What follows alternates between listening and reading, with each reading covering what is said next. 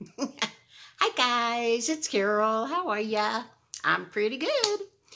This is Saturday, 9/11. I just could not watch any of the 9/11 things. I would have been bawling all day. But I remember exactly where I was. There's Toby. This is September 11th, and it was 100 degrees today.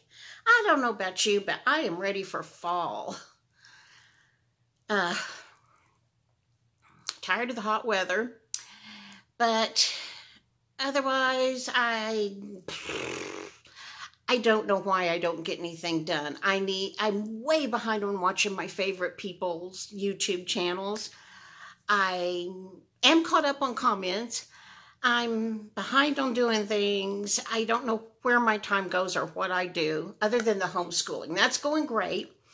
But it does take a lot of time. I don't have to figure anything out pretty much.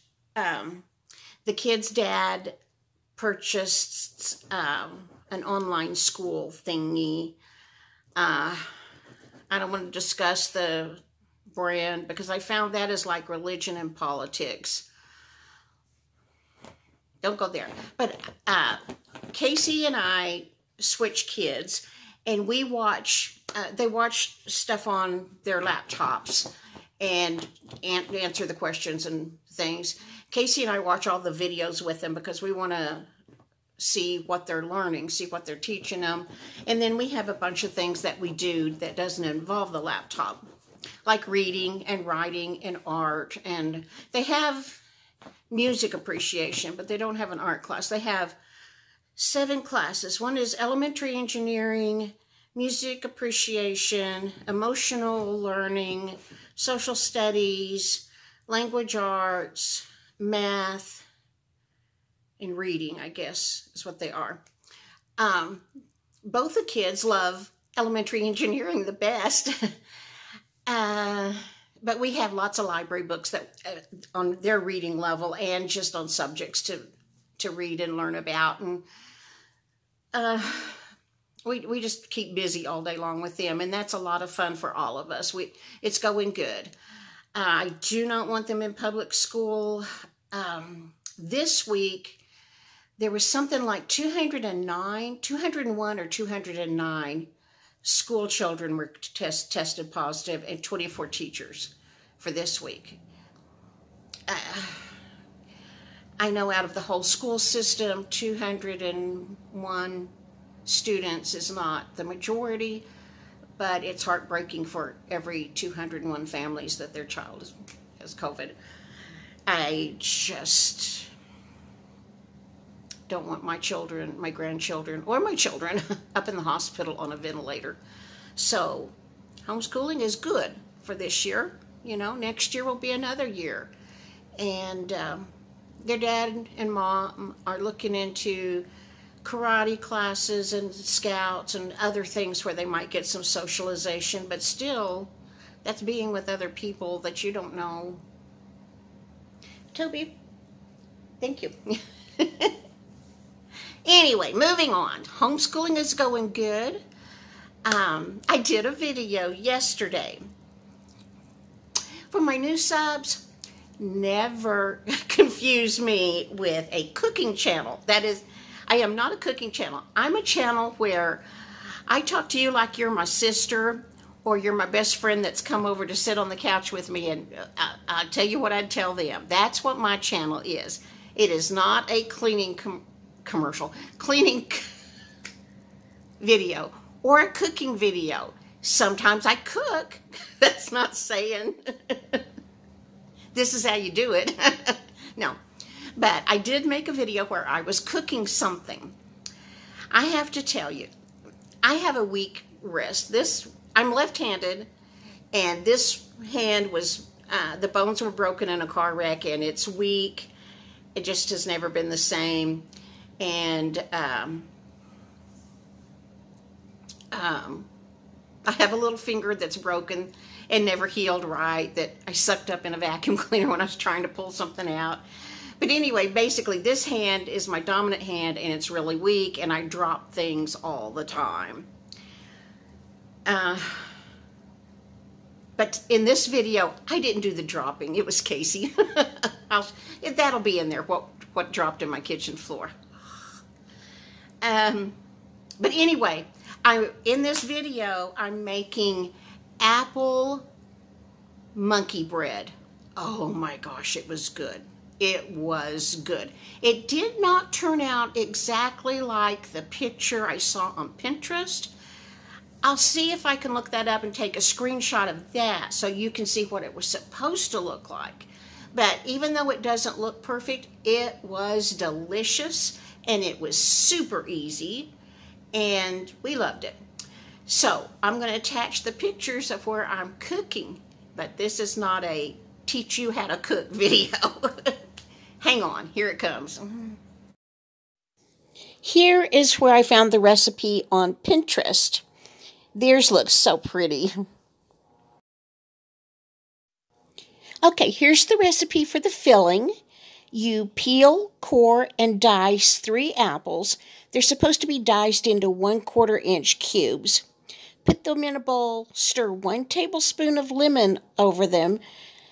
Then you add 2 tablespoons of sugar and 1 teaspoon of cinnamon and stir that up really well.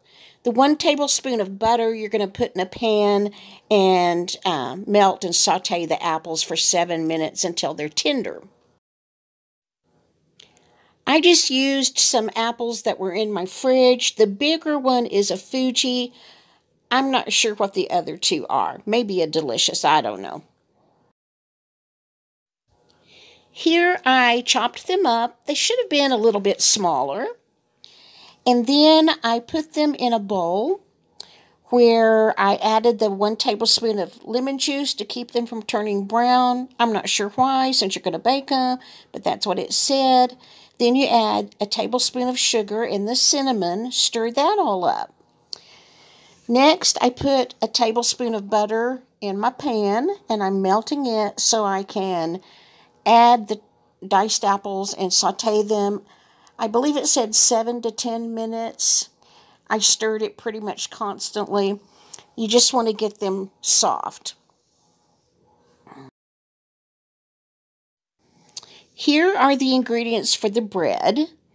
You just take 3 tubes of buttermilk biscuits, the cheapy kind, and cut them into quarters.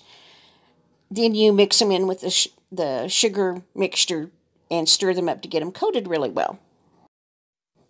Honestly, I don't remember how the recipe said to do it, but I put my butter in this corningware dish, melted it, added the sugars and the cinnamon, dropped my biscuit pieces in there, stirred them up, and then I just pulled them out with a spoon and put them in my bundt pan.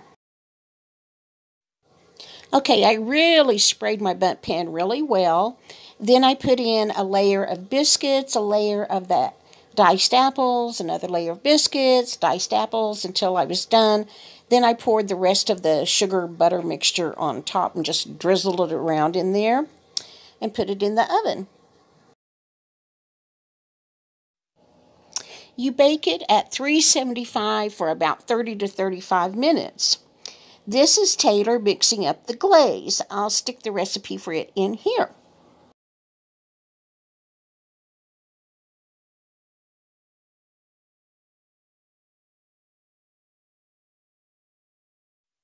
Okay, here's where I had trouble. I baked it for 35 minutes, took it out of the oven and let it sit for 5 minutes, and then I tried to invert the bundt pan over onto my plate. I was having to do it over the stove because my kids were also cooking in my teeny tiny kitchen. Anyway, when I tried to invert it onto the plate, it slid off the plate on the stove, and then the monkey bread just fell apart. It wasn't stuck together very good. So we had to eat it in a bowl with a fork, but oh my gosh, we thought it was wonderful and delicious, and I would definitely make this again.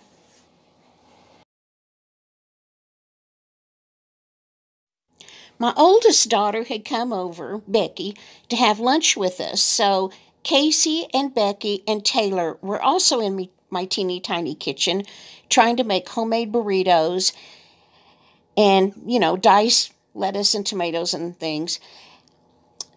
Casey put the jar of Tostitos brand queso in the microwave to get hot, and when she took it out of the microwave, it slipped out of her hands onto my tile floor, and that was the big mess of the day. Oh my gosh. That hot cheese went everywhere with the glass. It was a mess, but we got it cleaned up, and we had really good burritos. We just didn't have any chips and queso to have with them.